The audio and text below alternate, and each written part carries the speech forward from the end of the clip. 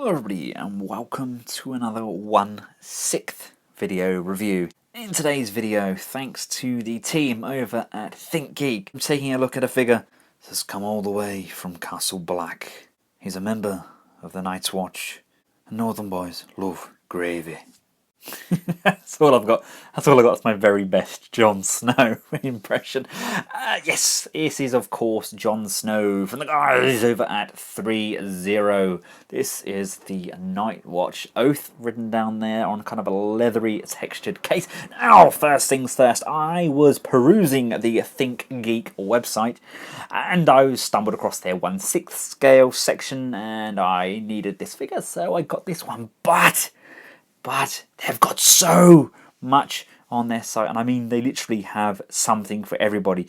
They have an absolutely giant Snorlax beanbag cushion thing.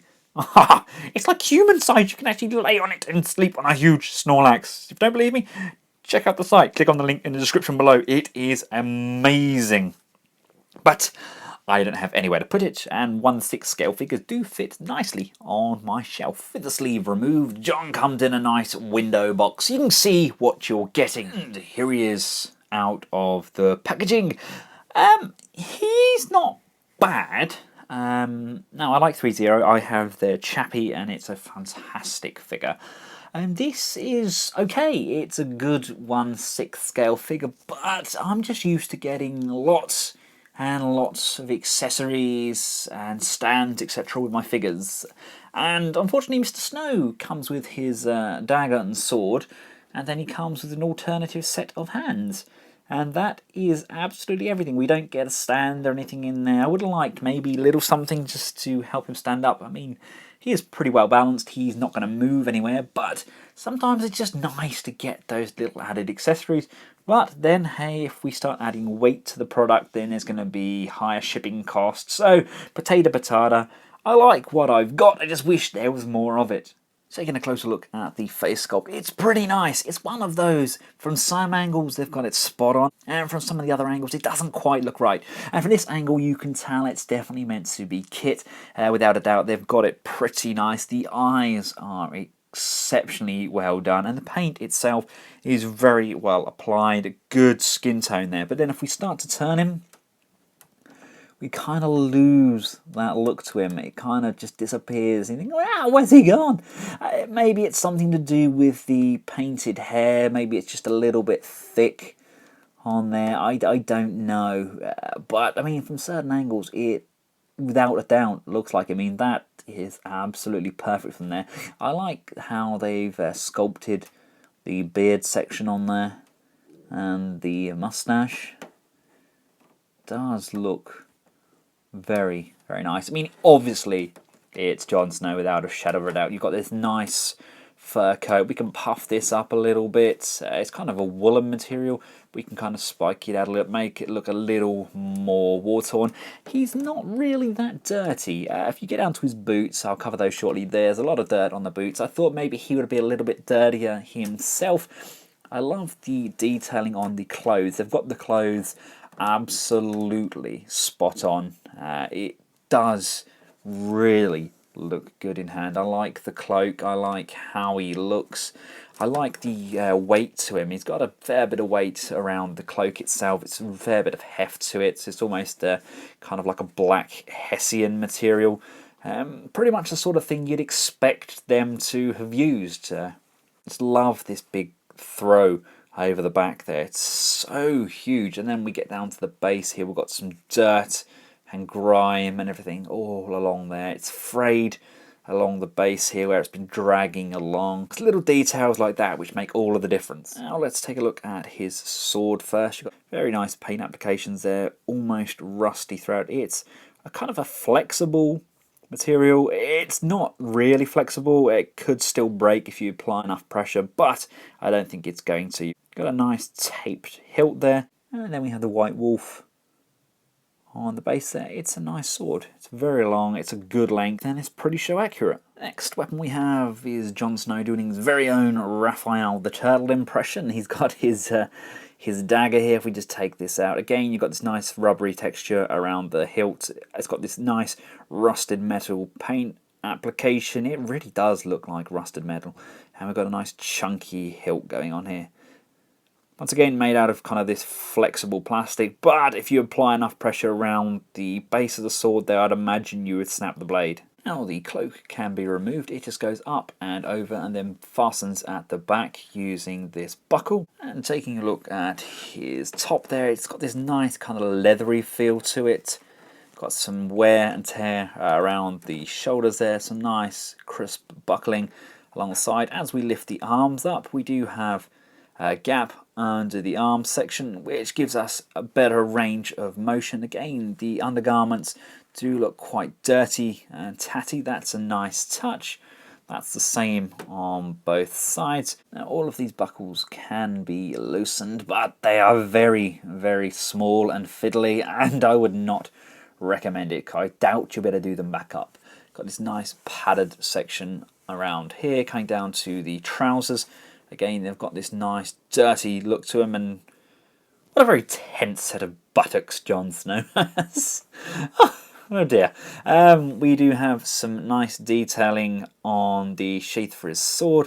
If you look at the very top there as well, you've got the belt section which comes over and loops over, and then it's actually attached to this engraved section here. That's all part of the actual sheath itself. You've got these straps that hang down, so they're purely decorative. And then coming down to the boots, we've got a nice fake tie on there. Now they are quite flexible boots, so we can get a bit of range on them. I would have liked maybe a cloth boot on there just so we can get better range, but it's definitely not the worst material I've seen. They're quite rigid around the tops of the ankles, but when you get to the actual base of the ankle and the foot, it's a much softer plastic. And of course, much like the toys from Toy Story, they are branded on their feet. This time it's not Andy, it's Threezero. Now, of course, Mr. Snow does have interchangeable hands. You can do that by just unpegging these. They literally just slide up and over, and you just push and secure that joint into place. Leaving the jacket off for now, let's cover his articulation. The head can look up and down.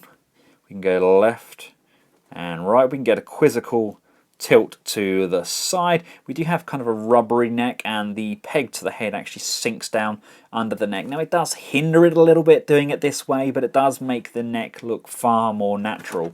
The shoulders can go outwards and inwards. We can go all the way up and around, although there is some hindrance by this shoulder section here. We do have a butterfly joint which can go forwards and backwards. I always love that, especially when the character holds a sword. That means we can bring the arm all the way forward, and then they can join in the middle for a very natural sword holding pose. Coming down to the waist, we can go inwards and outwards, tilt to the side and go all the way around, although all of this is very much hindered by this leather kind of overall. I know his movements would kind of be hindered if he was wearing this in real life because it's an armor, but I really didn't want that with my toy. I would have liked it to have been a little bit more play and give there. I mean, you can see it twisting and turning there. It does look very natural, but you can't really do anything dynamic with his torso. Coming down to the legs, they can come this far forwards and this far back. We can come out to the side. We have an upper thigh rotation. We have a nice deep bend at the knee. Coming down to the ankles, they do rotate at the upper leg. They do bend sideways, left and right, and up and down. But again, like I mentioned, there isn't a great deal of flex in there due to the rigidity of these boots. See, there we have him with his sword, with that arm just bent all the way around to the front. It gives it a very natural pose. I really like that. I would have liked maybe like a wire along the bottom of the cloak, just to give that more of a dynamic approach, so we can have him running. We can have the cloak unswept back as well. But hey, overall, I am pleased with what they've done. There are things they could have done better in my opinion, but I still think it's bang on the buck, and you are getting a very good figure for your money. The clothing and accessories are pretty much spot on to the show, and from most angles that is definitely Jon Snow. It's just unfortunately one of those sculpts which just looks a little bit off from certain camera angles. So to summarise, it's a good value figure. I'd like the front of the torso maybe to be just a little bit dirtier, but there is still an adequate amount of dirt and grime applied to this figure. The paint applications are very good, especially on the likes of the swords and the face. And he feels very good in hand. He's made exceptionally well. He feels very much like a Hot Toys figure would, or something from Asmus. It's a very competitive product, and I'm glad that Threezero have the HBO Game of Thrones license. Now, I know there are a few more of these I have to look out for. I'm hoping to get Tyrion next, I think. He does look very good indeed. And of course, the Hound. Oh, the Hound is coming. I cannot wait for him. He does look really good. And let's not forget the Threezero have the Walking Dead license. We are getting Rick first, I think. I know they've already done the zombie twins, haven't they? But the good guys, I think we are getting Rick. Like I said, please go and check out Think Geek. It's a fantastic website, and literally you will spend hundreds and hundreds of pounds. I had my knuckles wrapped. My wife's like, no, don't spend any more money. I could have spent a lot. I mean, literally, I wanted that Snorlax. I wanted it so bad. Thank you all for watching. If you found this video useful, give it a big thumbs up. Feel free to share it, and of course, subscribe. And until next time, from myself and Jon Snow, thanks for watching. Goodbye.